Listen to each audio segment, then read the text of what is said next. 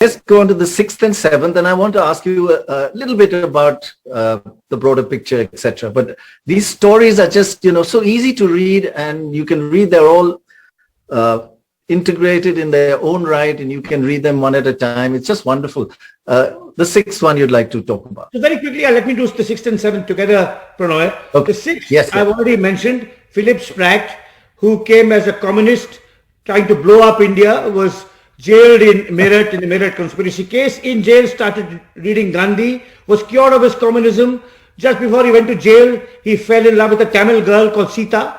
And the love letters between Sita and Spratt are incredibly moving and richly detailed and form the kind of core of the first of my chapters about Spratt. He comes out of jail, becomes a journalist in Bombay, in Bangalore, in my hometown. Not actually, his press was not far from where I live now.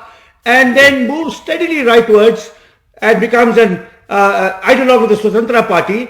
And also along the way writes a pioneering study of the Hindu personality. He's one of the first people to use the analytic framework of Freud and Jung to understand Hindu family life. But devoted to India, marries a Tamil girl. They have 4 children.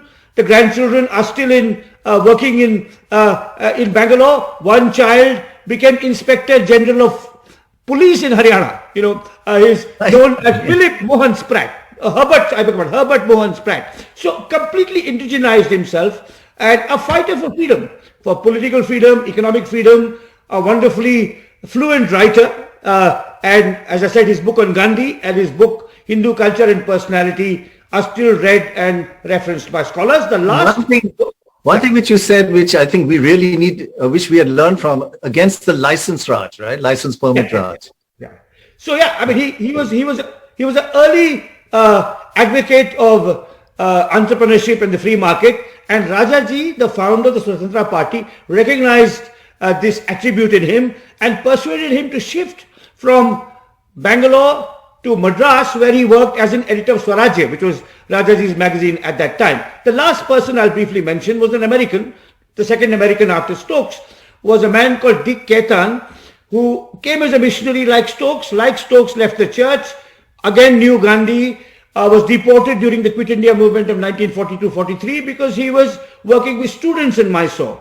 And the Maharaja Mysore did not want this independent-minded American hanging out with impressionable young students. So he goes back and comes back again once India becomes independent and helps start the Gandhigram Rural University, which is one of the pioneering educational efforts in rural education and development. And several of his followers are still active. One of his followers is a remarkable lady called Krishnaamal Jagannathan, who's in her 90s, and who got the Padma Bhushan last year, and who recognizes Cayton as the inspiration for her work in rural development. So he is the last person to die. He dies in 1984. Besant comes in 1893. So it's a century of Indian history, Pranoy, told through these 7 extraordinary lives. And it does say a lot about India at that time. That, in fact, Gandhi, you quote Gandhi saying how we should accept these people if they are ready to be with us and mingle with us like sugar mixes with milk, I think you mentioned, right? Yeah. And we accepted them and looked up to them because of their work. Yeah, I think that's the part of India, I think, again, is part of our freedom struggle was they were patriotic without being xenophobic. They were proud of what India was or it could be while being open to the rest of the world and what they could learn from the rest of the world. And they were absolutely welcoming of people who became Indians despite their nationality or religion or skin color. And the book is dedicated, I should say, to Jean Drèze, who's continuing. Yes.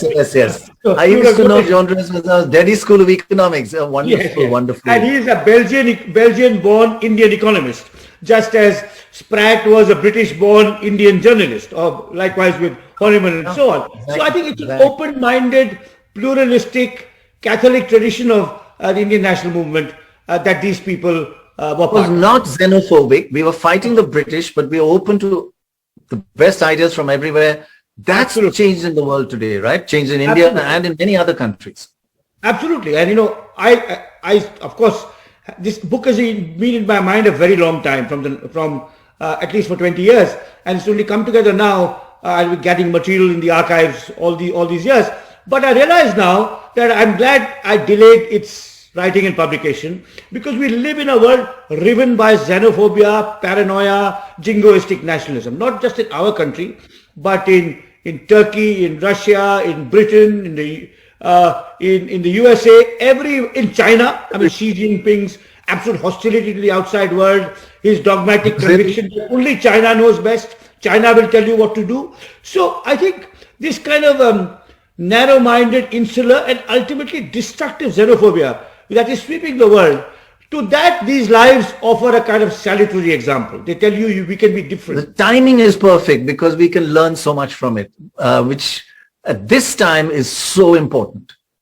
Yeah, absolutely. Though I hope the lessons are secondary. It's the caliber and quality and interestingness of these lives that is primary. These are 7 extraordinary stories of people, and the lessons come later. This is not a work of advocacy or polemic or philosophy. No, It's but a work of when you read their lives, you get the bigger picture.